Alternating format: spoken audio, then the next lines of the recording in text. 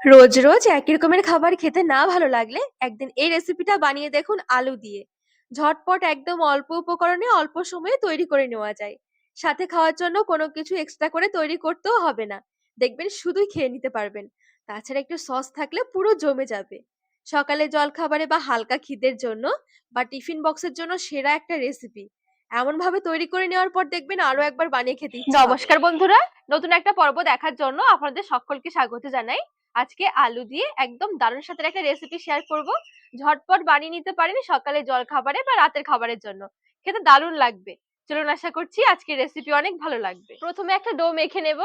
নিয়ে নিচ্ছি 1.5 বাটি ময়দা।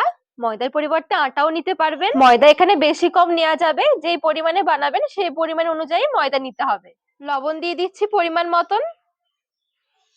লবণটা একটু মিশিয়ে নেব। এবারে উষ্ণ গরম জল দিয়ে ডো মেখে নেব। আর এই ডোটা মাখানোর সময় অবশ্য চেষ্টা করবেন হালকা উষ্ণ গরম জল নেওয়ার, এতে করে খুব সুন্দর নরম হবে।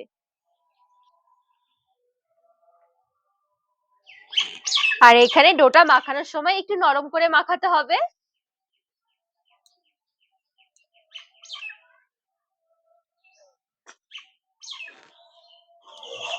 আর দেখবেন ডোটা মাখানোর সময় ঠিক এরকম একটু চিটচিটে মনে হবে। হাতে অল্প পরিমাণে একটু সাদা তেল নিয়ে নিচ্ছি। এবারে তেলটা দিয়ে ভালো করে ঠেসে ঠেসে মেখে নেব। তেলটা দেওয়ার কারণে দেখবেন আর এই চিটচিটে ভাবটা থাকবে না।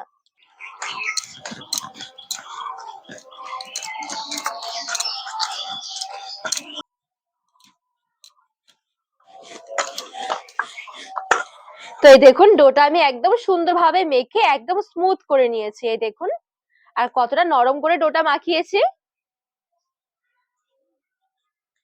ঢাকনা দিয়ে ঢেকে একটু সাইডে সরিয়ে রাখছি, ততক্ষণে একটা আলুর পুর তৈরি করে নেব। এদিকে দুটো আলু খোসা ছাড়িয়ে একটু সেদ্ধ করে রেখেছি। এবারে আলুটুকু একটুখানি ম্যাশ করে নেব।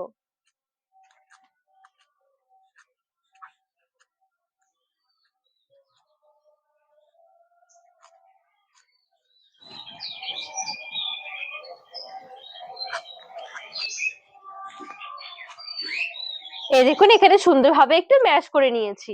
গ্যাস ধরিয়ে এবার একটা কড়াই বসিয়ে দিয়েছি। কড়াইয়ে একদম সামান্য পরিমাণে একটু তেল নিয়ে নিচ্ছি। দুটো শুকনো লঙ্কা ভেজে তুলে নেব। এই দেখুন শুকনো লঙ্কাগুলো সুন্দরভাবে একটু মুচমুচে করে ভেজে নিয়েছি। এবারে লঙ্কাগুলো তুলে নিচ্ছি। আর আমি তুলে আলুর মধ্যে নিয়ে নিচ্ছি। বাকি তেলে সামান্য একটু 5 ফোড়ন, 1 চামচ আদাটাকে একটু কুচিয়ে নিয়েছি। আদা হালকা করে একটু ভেজে নেব।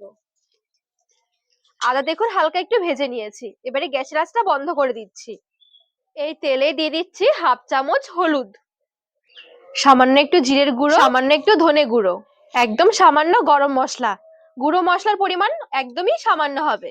যখনই মশলাগুলো দেয়া হয়ে যাবে আঁচটা একটু ধরিয়ে হালকা একটু নেড়ে ছেড়ে নিতে হবে। আবার খেয়াল রাখতে হবে গুঁড়ো মশলা যেন অনেক বেশি না ভাজা হয়ে যায়, তাহলে কিন্তু তেতো হয়ে যাবে। দেখুন একদম কয়েক সেকেন্ডের জন্য এভাবে করে তেলের মধ্যে একটু নেড়ে ছেড়ে নিয়েছি। আঁচটা বন্ধ করে দিচ্ছি।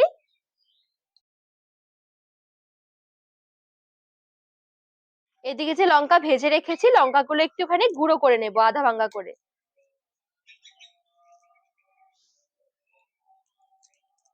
দিয়ে দিচ্ছি অল্প একটু কাঁচা লঙ্কা কুচি। ঝালটা আমি এখানে বেশ একটু বেশি দিয়েছি। ঝালটা কিন্তু আপনারা স্বাদ মতো করে নিতে পারেন। আর একটু ধনেপাতা কুচি দিয়ে দিচ্ছি। লবণ নিয়েছি স্বাদ মতন। সব শেষে একটু চাট মশলা দিয়ে দিচ্ছি। ফ্লেভারটা দারুণ আসবে, খেতেও ভালো লাগবে, একদম চটপট। এবারে সমস্ত কিছু ভালো করে মিশিয়ে মেখে নেব।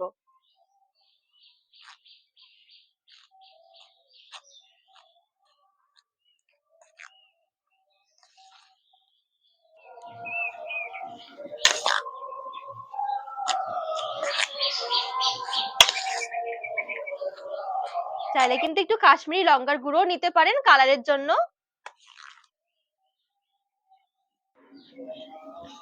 সুন্দরভাবে আমি এখানে একটু মেখে নিয়েছি। এই দেখুন এখন কিন্তু আলুর পুরটা একদম রেডি। ঠিক এইভাবে করে একদিন পুরটা বানিয়ে দেখবেন, দারুণ লাগে খেতে।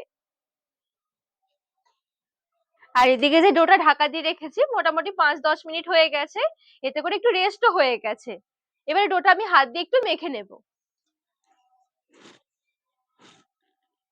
দেখুন ডোটা রেস্টে রাখার পর আরো কতটা সফট হয়ে গেছে।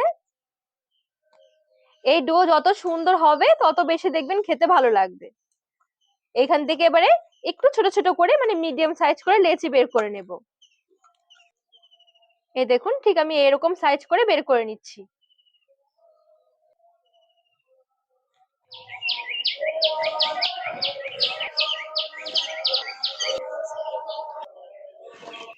এই দেখুন এখানে সুন্দরভাবে সমান ভাগ করে আমি লেচি বের করে নিয়েছি।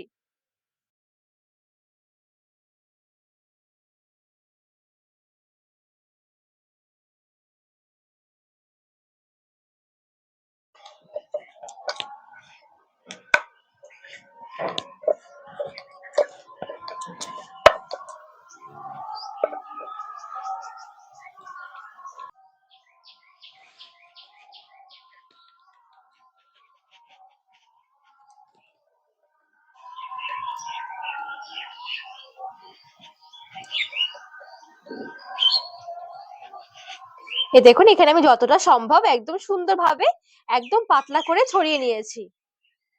অল্প একটু তেল দিয়ে দিচ্ছি, একদম সামান্য। অল্প একটু ময়দা ছড়িয়ে দিচ্ছি। এবার একটু ভাঁজ দিয়ে নেব। একটু ময়দা ছড়িয়ে দিচ্ছি ভাঁজের ওপরেও।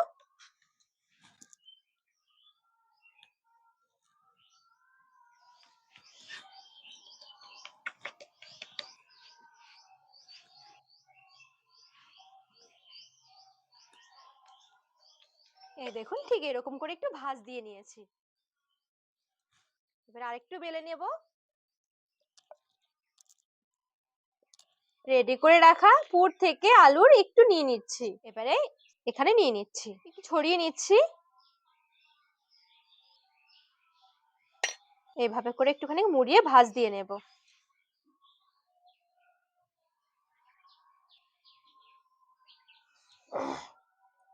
তো এই দেখুন এখানে কিন্তু একটা রেডি হয়ে গেছে। ঠিক এইভাবে করে তৈরি করে নেব সবগুলো।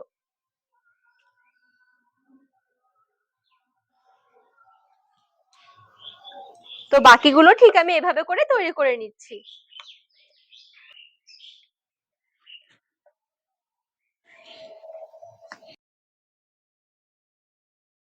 তো এই দেখুন এখানে বেশ কয়েকটা আমি সুন্দরভাবে তৈরি করে নিয়েছি। এবারে চলুন এগুলো সেঁকে নেব। এবারে শুকনো তাওয়াতে একটা একটা করে দিয়ে দিচ্ছি।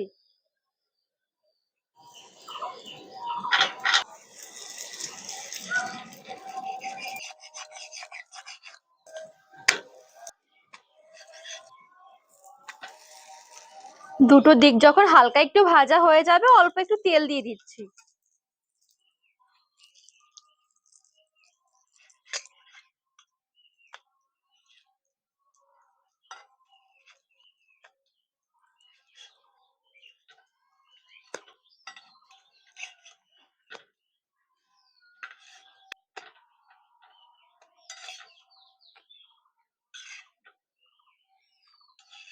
তো এই দেখুন এখানে কিন্তু সুন্দরভাবে ভাজা হয়ে গেছে। বাকিগুলো ঠিক এভাবে করে ভেজে নিচ্ছি।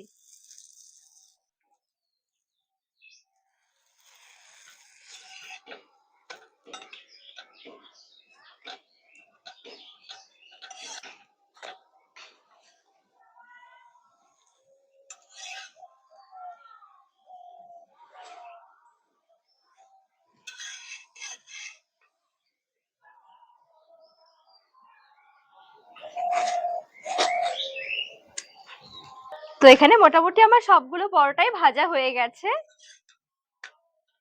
সবগুলো বানিয়ে নেওয়ার পর দেখুন দেখতে কতটা সুন্দর লাগছে। একদম সেরা একটা রেসিপি টিফিন বক্সের জন্য বা হালকা খিদের জন্য বা সকালের ব্রেকফাস্ট হিসেবে। এতটা খেতে ভালো লাগবে দেখবেন আরো একবার বানিয়ে খেতে ইচ্ছে হবে। বাড়ির সবাই দেখবেন বারবার বানানোর আবদার করবে। নর্মাল ভাবে যে আমরা পরোটা বানিয়ে থাকি তার থেকে অনেক অংশে সেরা একটা রেসিপি।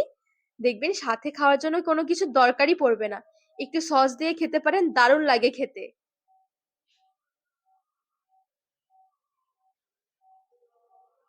আর দেখুন কত সুন্দর নরম হয়েছে। তো বন্ধুরা, আজকে এই রেসিপি আপনাদের কেমন লেগেছে অবশ্যই কমেন্ট করে জানাবেন। আর রেসিপি ভালো লাগলে চ্যানেলটিকে সাবস্ক্রাইব করে পাশে থাকার অনুরোধ রইলো।